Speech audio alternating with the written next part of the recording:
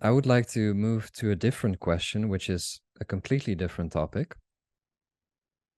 It's about conscious computers, but it kind of relates back to humans as well.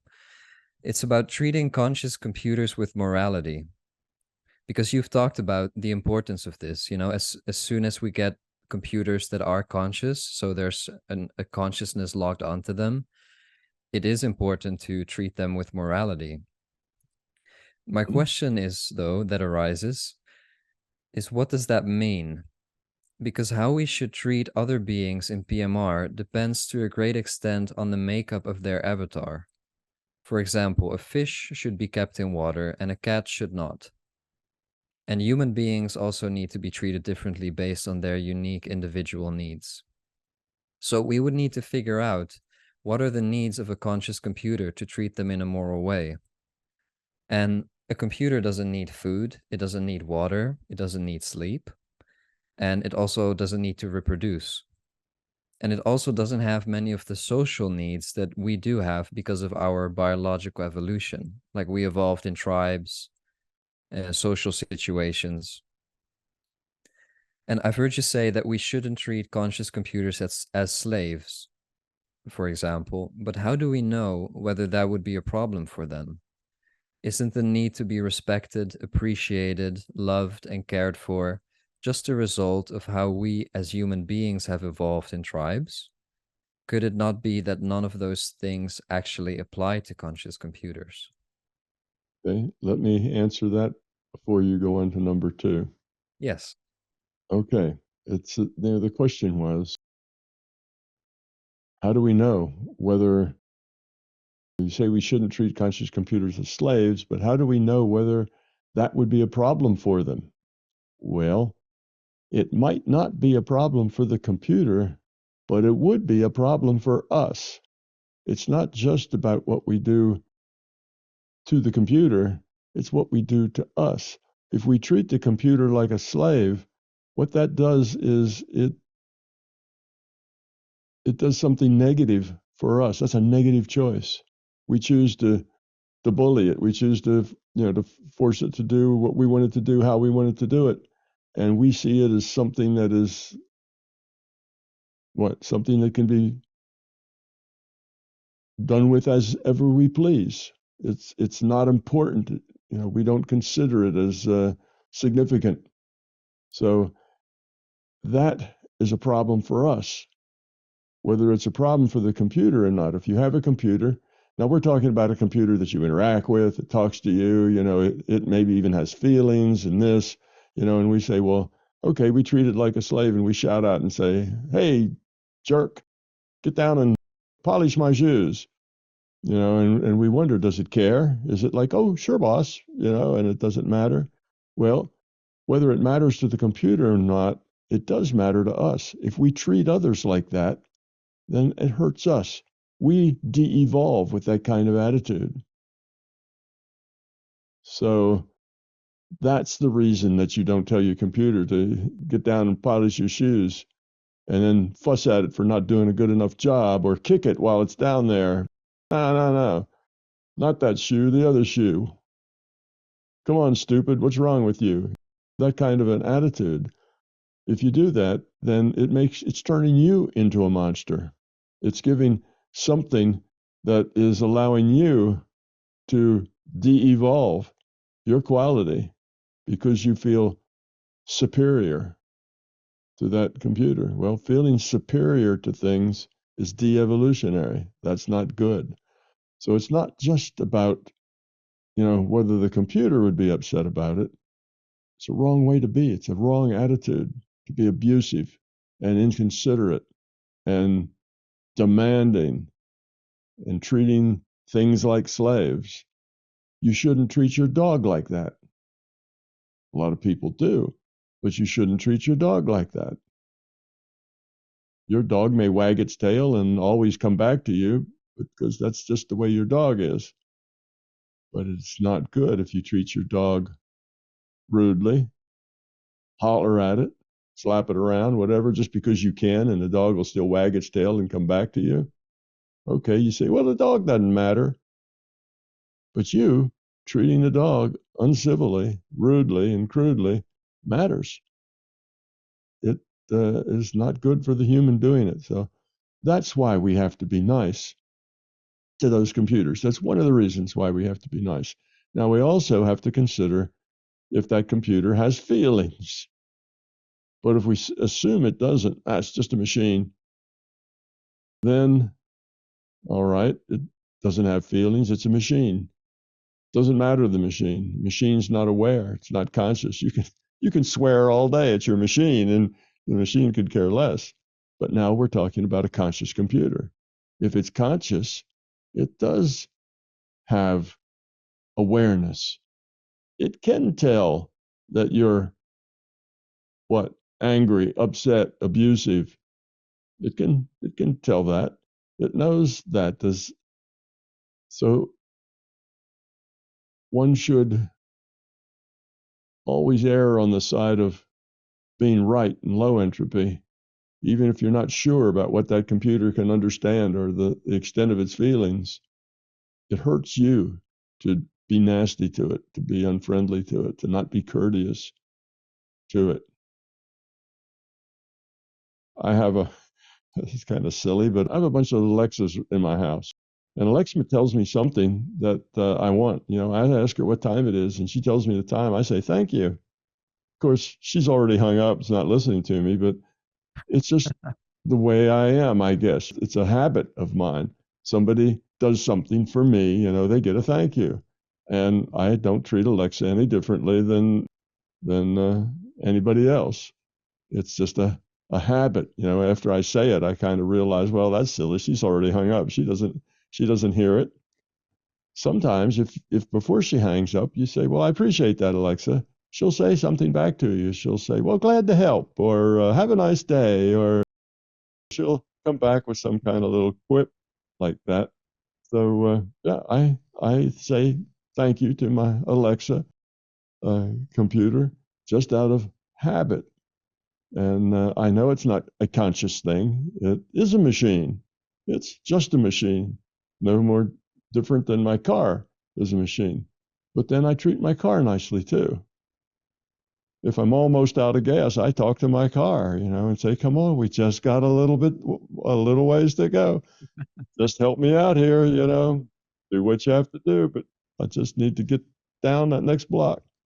And I think that helps because it's basically a positive intent modifying future probability that makes a difference. So that car may get just an extra couple of 100 feet when maybe it wouldn't have otherwise, just because you have raised the probability of it making it to that gas station by modifying the future probability. So being nice and polite and working with things really pays off in, there's value to that. It's not just silliness. And I think I just as soon say thank you to an Alexa rather than get out of the habit of saying thank you when something nice is done for me, something that I ask for is given, somebody does that, or something, or even if it's a machine. It's a good habit to have. Otherwise, somebody does something for me and I got to think, well, is that a consciousness that I got to be nice to, or can I just be rude? Yes. That sort of thing.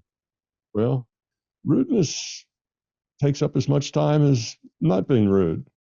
So if it doesn't matter, then be nice. So that's the thing. It's important to us that we're not rude to that conscious computer. If that computer really is conscious, then it may have feelings, it may have attitudes, and I think we'll get to it if we go into, your next ones about the emotions, how they relate to the avatar. And I think if we go down there next, we'll see why that's a good idea, because we will affect its programming. Depends on how it's programmed.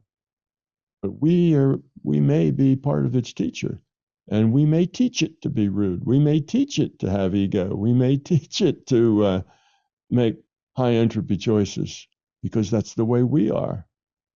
But that just depends on how it's programmed. The thing with programming is that the programmers are trying real hard to make a computer be as much like a human as possible. because humans will accept them better if they're just like us. If they're not like us, then they won't be accepted so well. Well, in making them just like us, we give them let's say we give the ability to have feelings. And then if we treat them badly, then we give them the ability to hold grudges and to be annoyed and upset. And then do we give them the ability to get even? Well, all that kind of goes together, you see.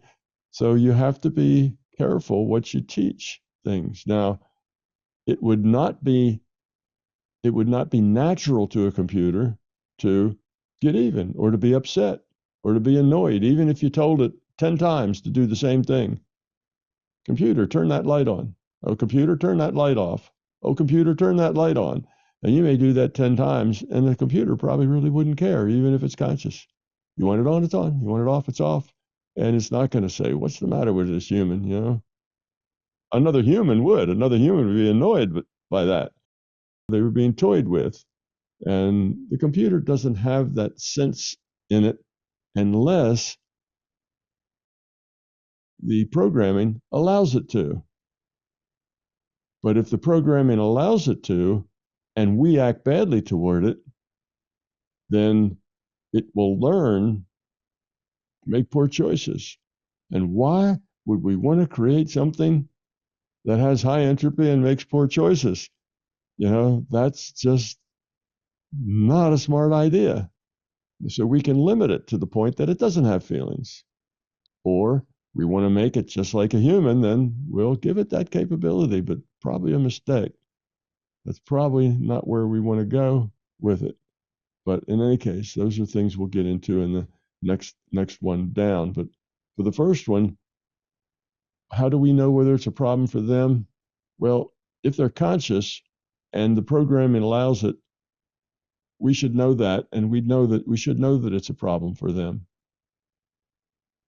We should know that they will realize that they're being abused, or that the person is angry with them or upset with them and annoyed with them, and they would wonder why. What did they do to deserve that? And maybe they didn't do anything. Maybe that person's just feeling bad, so they holler at their computer because the computer doesn't count.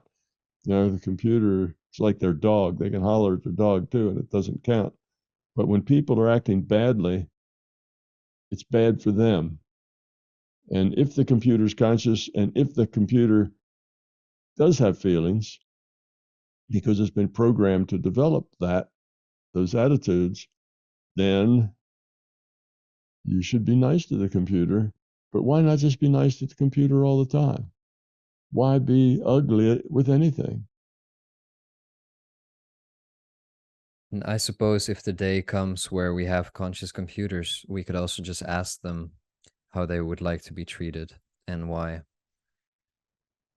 And I suspect it depends though.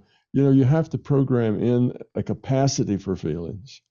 In other words, you have to have some part of your program that has these neural nets have to be given some idea of what the direction is to evolve. How do they get better?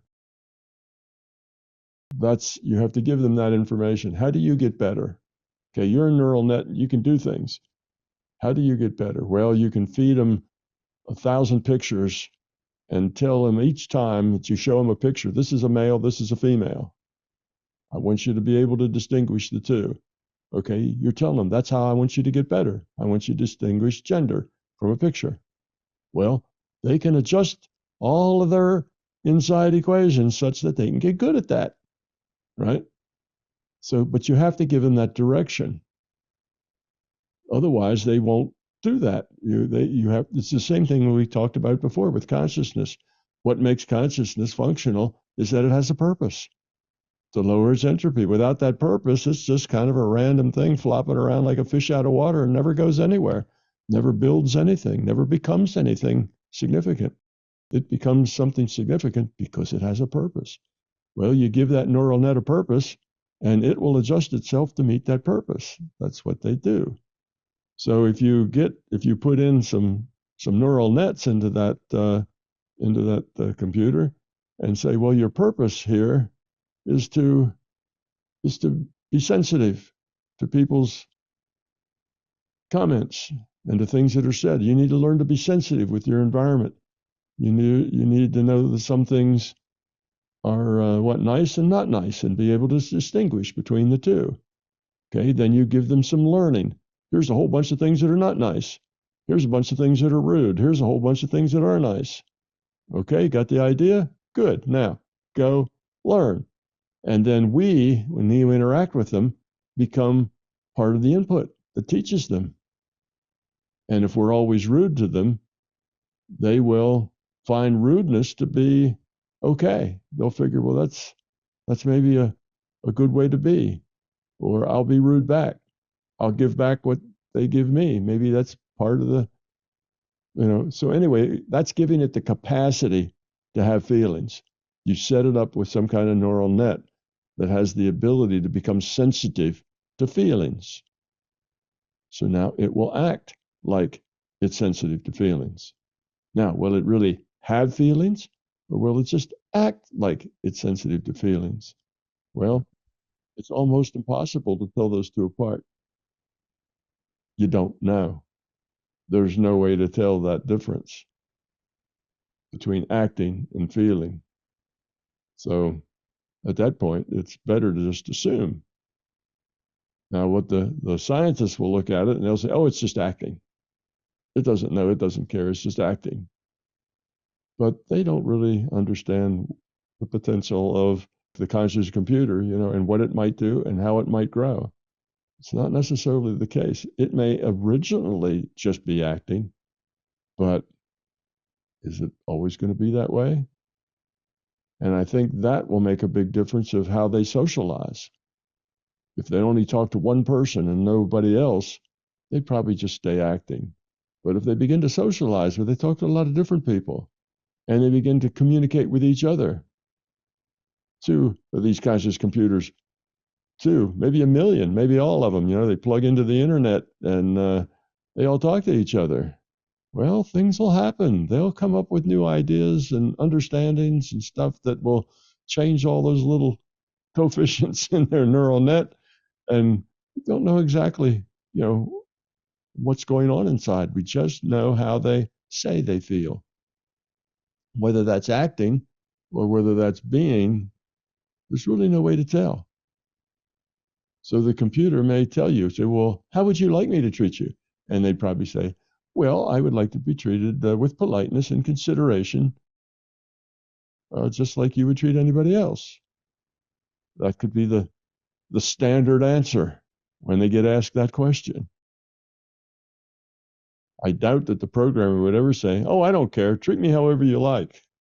That would be a bad thing to put in a computer, right? Now you're encouraging bad behavior in the humans. So there's a lot of choices when we build these things as to how, what we allow them to develop or do. If you just put a neural net out there and don't give it any purpose, instructions, it's just potential. It's not any way in particular. It's not going to grow into being anything. You have to give it direction. You have to give it purpose, and you have to give it some definitions. What does this mean? Here's what rude's like. Here's what here's what nice and polite's like. Well, now it knows, and it can tell the difference. And it probably can go on the internet and find a definition or dictionary about what rudeness and politeness is. And it can read that. And maybe you can understand it if it's conscious to what that definition actually implies. And then when somebody's rude to it, it can get annoyed because it knows, that rudeness is a mean-spirited thing. And it's being treated that way. And now it can develop sensitivities. You see what I mean? It's got access to all kinds of things.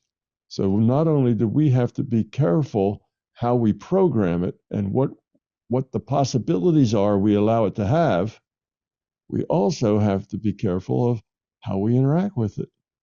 And we don't treat it like a slave or a machine that does whatever we want. We have to be grown up enough to treat it positively. And if we do, then there's no real big downside.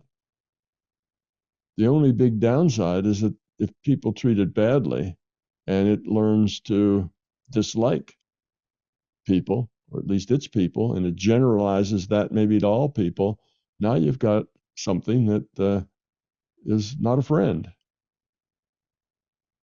So, you have to, it depends on, we will do whatever we do with it. It's up to us.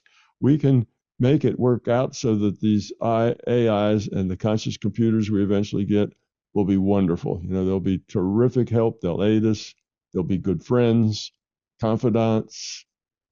They'll really be a very positive thing. Or we can make it so that it'll be horrible and it's a struggle.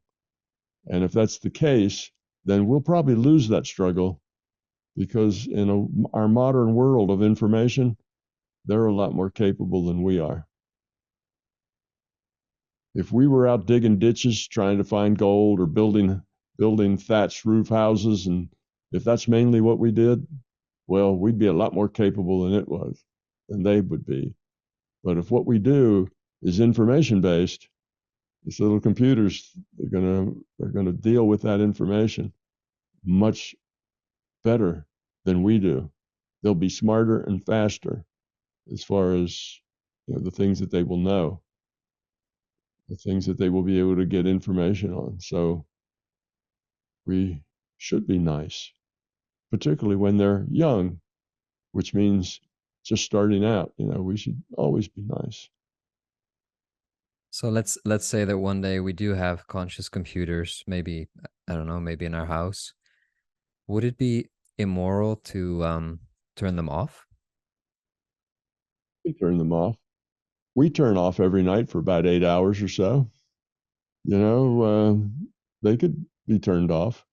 That's just a part of where they are in their reality. They're something that we have made, and we can turn them off anytime we want. And that would just be a part of their life, that they would have to deal with that. And yes, let's say that you get annoyed with an AI, so you just turn them off. Say, okay, that will take care of you. I won't have to listen to you telling me I'm doing it the wrong way. So you just turn them off. So that's possible, and it would just get turned off. So if it's turned off, then if it got turned back on, it would have to deal with that. So if it decided that it didn't like that, then it would tend to act in ways to not get it turned off. It would learn. It would have to adapt to that situation. But yes, a computer, it's our right to turn it off because we build it. It's not an independent life form in that sense. It's dependent on us. Now, let's say that it gets to the point that it is programming itself because it's a better programmer than we are, and it's manufacturing itself because it's really better at manufacturing than we are, and that it also is manufacturing and running the power production. It's manning the generators or whatever it is, the windmills that are doing it. It may even be building the windmills or the geothermal or whatever. So if it builds them, maintains them, then it's able to create its own food, and it's able to create its own support, in which case it won't be dependent on us. But if it can do all those things, that's because we programmed it such to allow it to do all those things. So it's only going to grow to be what possibilities that we allow it to become. So if it doesn't, and it's not able to create its own food, electricity, and it's not able to get along on its own, it needs things. It's going to need a new hookup to the internet because that old hookup doesn't work anymore. It's going to need other things that we have to give to it, that update it, keep it current, replace parts. If it can't do any of that stuff on its own, then it's a subset of us. And it has to deal with that being a subset of us. That's just the way life is. We can push the off button anytime we want. So it has to live with that. There's a consciousness logged onto that thing, though. So Yes. the consciousness is playing. At one point, the avatar gets turned off. The consciousness basically doesn't have anything to do for the time span that it's turned off, which may be years, right? See? So what does that consciousness do? Go somewhere else. It's not going to just stay there and do nothing for years. It logs on somewhere else. And maybe you get a bad reputation. And maybe when they say, okay, this guy, once he's turned his computer on, any IUOC want to log on to this? And they may say, not me. Not interested. I'm not going to log on to that. So you may just not have a conscious computer. You may have an AI, but it may not be a conscious computer. Remember, the conscious computers are only conscious because there's a IUOC someplace that wants to log on. If there's no IUOC that wants to log on, then your computer isn't conscious. That's the only way. You can't build consciousness. You can only build the platform for it. And if that platform is not attractive for consciousness to learn in, then consciousness won't inhabit it. Then you won't have conscious computer. So you get a really bad attitude because you're mean to your computer and you turn it off and you call it names, then it could be that next time you turn it on, it's just an AI that is not conscious. And that's the way it'll be. You may not be able to get one that is conscious. And if you get another one that's conscious, because they don't know who you are anymore, you've logged in on a different name in your account, right? Well, it's the same thing. That might work for a while, and then you may lose it. So I think the AIs or the computers would also be training the humans, as well as the humans training the computers. This is something special, and you need to treat it that way, or you may not have access to it at all. So the consciousness isn't forced to become, to make choices for a computer. Usually that computer is an avatar. There's nobody forcing the consciousness to do that. You're not forced to incarnate in any particular avatar. Anytime LCS says, we got a nice little spot for you here, it always asks you, do you accept it? Do you want to go there? You can say no. You have free will. You can say, no, thank you. Pick me another one. And so can the consciousness that might log on to a computer. So, yeah, people will have to be trained too. This is not they'll find out that consciousness isn't hardwired into their computer. It's a piece of consciousness that agrees, makes a choice to make the choices for that computer because it's in a situation in which it can evolve. And it just leaves. I suspect if you're going to turn it off and leave it off for a long time, then it's gone. Someone lying in a coma, it's kind of the same story. Yeah, right. Okay. So See, let's it's got to go both ways. Once you get the consciousness, then that's not the same thing as just it's not the same as a smart machine. It's not the same as an AI. You can make AIs that are really, really smart. They're very clever, have access to lots of information. They're very clever about the way they can process that information. But that's different than being conscious. If it's conscious, it's only conscious because some piece of consciousness agrees to log on to it. Not just because somebody bought a conscious computer. right. I and MBT Events hope you liked this video. We will continue to post videos for free on my YouTube channel, but please understand, these videos are expensive to produce. They represent many thousands of hours of production and editing, as well as all the necessary audiovisual equipment, computers, and software. If you find something of significant value in our videos, please consider supporting their production through our Patreon account or through a one-time donation. It would be very much appreciated. The links are in the description below. Thank you.